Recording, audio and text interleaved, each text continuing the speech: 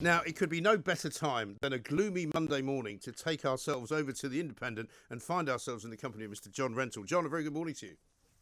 Good morning, Mike. Now, a very, very hefty weekend of stories to get our heads around, and none could be more important than the incredible influence of Dylan the dog, surely. I do not know. I mean, the obsession of my colleagues with dogs and cats in Downing Street is a wonder to behold. I mean, as if we haven't got enough to write about. I mean, there are, obviously serious disagreements in number 10 about serious questions of policy, such as how do you deal with Scotland, Northern Ireland, and the European Union. Yeah. Yet we're reduced to the unerasable mental picture of Dylan the dog trying to hump Dominic Cummings' leg. I mean, the thing I found most ridiculous was probably Friday's page 3 of the Daily Mail, an entire page written by Simon Walters, formerly of a parish that I used to work for, a man very highly regarded in the world of politics, considered, important, high up in the executive ladder at the Daily Mail, who wrote something like about 850 words about Dylan peeing in some woman's handbag. I know, it is absurd. It's the next stage on from writing about the Prime Minister's fiancée, how influential she is, which just brings back awful memories of all those acres and acres of newsprint devoted to Cherie Booth, or Cherie Blair, as she sometimes called herself, which was just as irrelevant. I mean, in the end, the Prime Minister makes a decision. Obviously, Cherie and Carrie Simons are, political people, and they have strong views of their own. But I mean, in the end, it's the Prime Minister who makes the decisions. Yeah, there is this kind of strange obsession, isn't there, with the other half and how it all works behind closed doors. I think it's particularly British. I don't know if it happens in any other part of the world, really, but there is this kind of sense that there's this kind of net curtain twitching, Yeah, I mean, the First Lady in America is just as elaborate, I suppose. But what really bothers me is the sexism of it. I mean, Philip May is obviously also an extremely motivated political person who discussed politics with Theresa, and yet there wasn't the same slightly hysterical, over-the-top coverage devoted to him. I mean, is it really the case that in 2021 in the United Kingdom, people actually think it's all right for Philip May to tell his wife what to do, but it's not all right for Carrie to tell Boris? I think there's a bit of that, Well, there is, and it is surprising, I think, that serious media outlets have given space to something called the Bow Group, which used to be a serious One Nation Tory pressure group. It's now run by someone who could kindly be described as a maverick, who's demanding a public inquiry into Carrie Simons' influence on government. Right. I mean, it is depressing to see the BBC and the Sunday Times give house room for such nonsense. Yes. I also, similarly, I felt the same watching Andrew Marr's show last night. I don't bother getting up in time to watch it. I watch it sort of on repeat later on the iPlayer, where he's sort of spent most of the first half of the interview with Matt Hancock badgering him about that ridiculous lawsuit that Jolyon Moron brought, in which it was revealed that somehow Matt Hancock acted unlawfully without managing to break any actual laws. Well, no, he did break. He broke the law. No, nobody can tell me which law he broke. You can't. I bet you can't tell me either. Well, I can't. Because there isn't one. He broke a law, he broke a regulation which they set for themselves because of a 2-week time lag. That's not the same as breaking the law, is it? No, you have to publish those things within 30 days, and on average, he was 17 days late. When you say you have to, it's not actually a law, though, is it? It is the law, yes. It's not. Rubbish. But all these Ramonas are going, why hasn't he resigned? I mean, you'd think he'd committed some kind of horrendous war crime. Alistair Campbell put out a tweet yesterday saying, why has Matt Hancock not been investigated yet by the police or something, or some such ridiculous thing?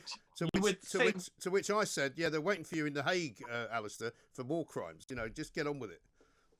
you would think Alistair would know the difference between serious crimes and You would think so.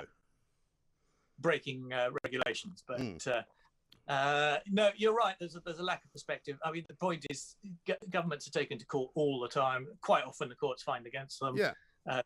The government has to do something to put it right, and then the world moves on. Yes. This wasn't a criminal issue at all. No, exactly. And it isn't a very important question, to be honest. I mean, I found Matt Hancock's defence completely credible, which was at the height of the pandemic, when things were frantic, and his civil servants were totally focused on trying to obtain as much as they possibly could. They overlooked getting some of the paperwork done on time. I mean, it really was as trivial as that. Exactly. And I mean, I'm all for badgering ministers. I'm all for giving Matt Hancock a hard time, and I'm all for questioning him about some of the things that he's got wrong. But I mean, for Andrew Marr to waste that much time on something which is clearly, a one question, one answer scenario is ludicrous. And, I'd frankly rather my broadcasting bill, my TV license money was spent on holding Matt Hancock more to account and asking him proper questions about this lockdown and when it's going to be lifted. Yeah. Well, he was asked those proper questions as well, and he had a good story to tell. But perhaps we in the media just do like to focus on bad news and people breaking more and negativity and all the rest of it. But I mean, today ought to be a good day for the government because, as you say, they are finally announcing the steps to lifting the lockdown. Yeah, and I think, as I said to Julia just a moment ago, 3 weeks ago, we would have been very, very happy to hear the news that we're about to hear. She's unhappy because it's not going fast enough, but I, for one, am grateful that it's actually going at all. Well, she said it was never going to happen. Well, not entirely. That's not entirely correct, and I know what you mean. Well, it is entirely correct, Mike. Your next guest, Peter Hitchens, also thinks that we now live in a police state and we're never going to get out of it. I should be, as you would expect me to be, firm and fair. I should be putting that to him. And what are you going to say now, Peter, that we're not living in a police state? Well, quite. I think that's a very important question, and I look forward to listening to his answers. Yes. Well, we've got another head-to-head coming up with Toby Young versus Christopher Snowdon. I'm not quite sure which one of them is going to be the first to disagree with the other, because technically speaking, they should both be on the same side. But it's been quite amusing watching those two and Peter Hitchens all arguing with each other over the weekend about the various different natures of libertarianism. But Christopher Snowdon is one of those people like Dan Hodges, who changes his mind when the facts change, whereas Peter Hitchens just regurgitates the same old slogans. Listen, I'm not going to let you attack Peter Hitchens unassailably. It's unfair because he's not here to answer back, and I'm not his spokesman. You're going to give him plenty of airtime later, Mike. So yeah, well, we do because he doesn't get it. I mean, the reason we started doing that was because he didn't get it anywhere else. Now that he's become, sort of reborn as somebody who can actually speak without stopping, he is now actually being invited onto other shows again. So that's good. So I feel as if we've done him a massive favour. Yeah, he speaks without stopping and without being challenged by you, Mike. That's not true. That is absolutely untrue. Once again, an utter calumny issued by you. No, I listened to you last week. You and he just agreed on everything. Well, there's nothing wrong with agreeing with people, John. I mean, sometimes you agree with me. I do, but I do not agree with you that that lockdowns don't work. And that the government I've never said that they don't work. I've never said that. What I've said is that they cause collateral damage, which sometimes is worse than what they actually are pretending to stop. And I think that's an entirely defensible position. Yes, but you've never been prepared to accept the corollary of that, which is that you are in effect arguing that for a higher level of deaths over the past year, in order to save the economy. No, but you say that every time it comes up. No, but John, you say that every time it comes up, and it's an impossibility to square. You cannot square that circle because it's like you saying, well, if you don't go out, you might not get run over by a car. You'll save your life by not being run over because you haven't gone out the door. It's an impossibility. I can't prove that. I can't prove that you're wrong because it's something that hasn't ever happened. But Mike, you've just accepted that lockdowns work. You are arguing for a less severe lockdown Therefore, No, I'm you not. are No. more. What I'm arguing for, John, is a recognition by the government, and I think they're beginning to recognise it themselves, actually. So you'll be proved wrong here, that there is a massive amount of collateral damage caused by stopping people from being able to earn a living, by stopping people from being able to send their children to school, and by stopping people from going anywhere. Nobody disagrees with that, Mike. I mean, that's the whole point. Well, Neil O'Brien disagrees with it because he slags anybody off who says it. No, he doesn't. He accepts that there are costs of the That's lockdown. good of him. Everybody Most does. of the costs to Neil O'Brien are the costs of his expenses, for heaven's sake. I mean, the point is that there has been a chasm opened up between those who think lockdown is brilliant and those who don't. And the people who think it's brilliant will say that anybody who doesn't like it is somehow a granny killer, which is rubbish. Well, I'm not interested in the absolutists on either side. The Neither question am is the lockdown proportionate to the is the damage caused by the lockdown disproportionate rather to the lives saved? And I'm afraid, I'd love to be able to have argue. I mean, I was with Dan Hodges and Christopher Snowden last year. I thought another lockdown wouldn't be necessary, but the facts changed and the virus changed. And you have to accept that those lockdowns weren't. Okay, well, what do you think now that the virus appears to be on the wane? What do you think now? I think the lockdown should be lifted as soon as possible. Right, so how soon? Let's have some proper policy from Monsieur Rentoul. Well, I'm looking forward to seeing what evidence the government is going to publish today. I think March the 8th is a bit late for opening the schools, but as long as they're opening all the schools on March the 8th, giving people plenty of time to plan for that, I think that's good. I think they should be opening up the rest of society as quickly as possible after that. Yes, but they're talking about not doing anything like that until possibly much later in April. And I think I agree with you once again, John, proving myself to be as reasonable a man as you are, that I think they should surely be opening gyms. They should be opening all sorts of other facilities for people to go to by mid-March, shouldn't they?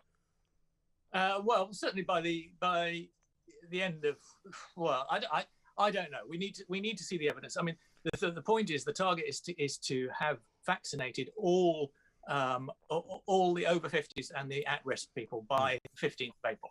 Now, of course, I think these targets are being set deliberately, generously to allow the government to be able, which is good for morale, and I can understand why the government's doing that, and I can understand that you want to manage expectations in that way. So you want to be able to do things earlier if the data continues to justify that. So I think by the end of April, those groups that account for 99% of deaths will all be protected. Well, they won't all be protected because it's not total protection, obviously, and not everybody has the vaccine. But I think the overwhelming majority of those deaths will be prevented by the end of April, and I don't see why you can't open society up completely at that point. No, I mean, there's a story just breaking now which says that the single vaccine jab linked to 85% and 94% drop in risk of coronavirus admissions in Scotland. So, I mean, if it's that good, then surely, I'm of the opinion, unlike Julia, that actually, as we go forward,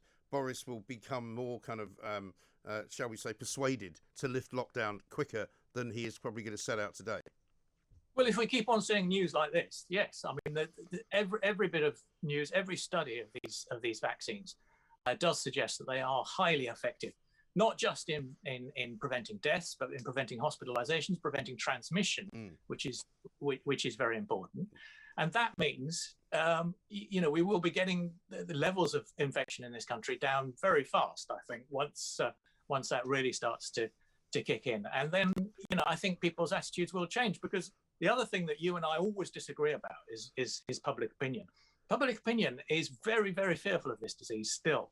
And, we've got an opinion poll in The Independent today by Savanta Comrades suggesting that half the population want to see social distancing and masks carry on for the whole of this year. Now, I think that is absurd and censorious and not backed up by the evidence. And I hope we. But I suspect that as ever, John, the communities in which we live will take their own view on all of that stuff. You know, I mean, I probably will continue to be slightly wary of people standing right behind me in a supermarket for the rest of time. You know, in the same way that I'll be wary of people coming right up to me and breathing in my face in a pub. You know, so I'll probably avoid that kind of thing. However, if somebody said to me, you're going to have to wear a mask every time you go into the supermarket until the end of the year, that wouldn't bother me too much, to be honest.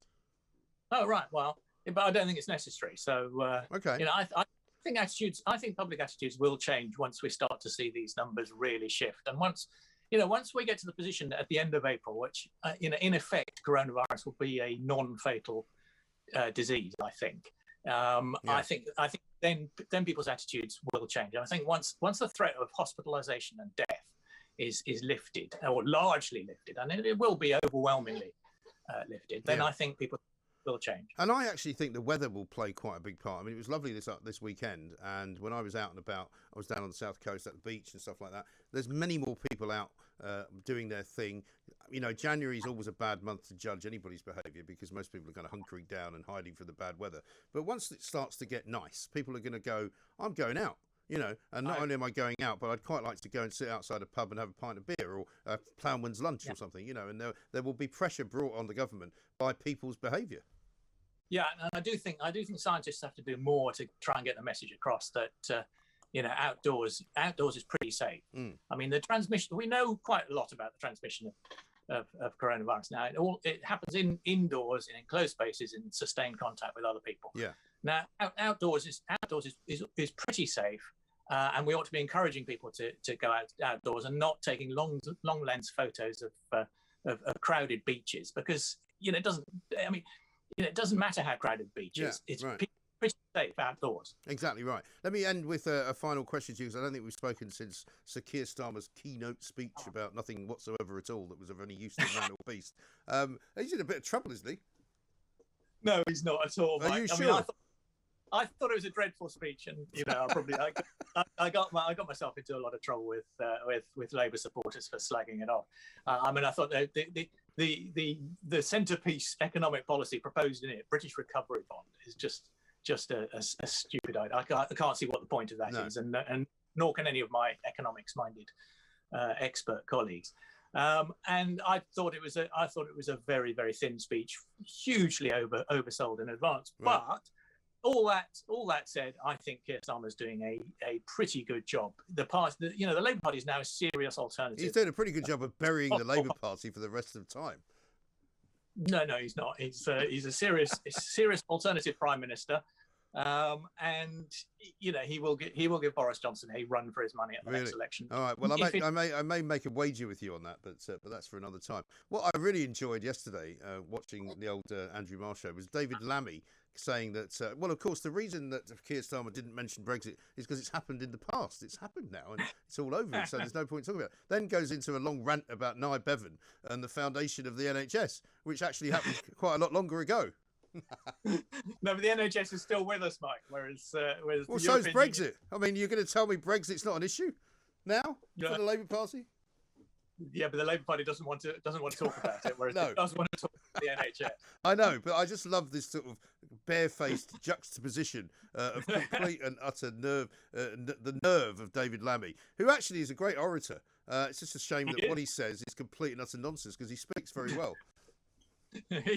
He does, but he probably will be discouraged from speaking about Brexit. Yes, and the Labour Party they'll be trying to avoid that subject like the plague. I know, absolutely right. I think they will have to come back to it, towards the back end of this Parliament. Yes, I think you're right. John, great to speak to you again. Once again, thank you very much indeed. John Rentoul, Chief Political Commentator at The Independent, like me, thinks that it's time to lift this damn lockdown. Like me, he's optimistic that it will be lifted quicker rather than later, because in the end, I think the evidence is all going to be on the side of those like me who think that it's actually now okay to go out and meet people. It's okay to go and have a meal with someone. It's okay to go to the gym. It's okay to go back to school. For heaven's sake, let's get on with it.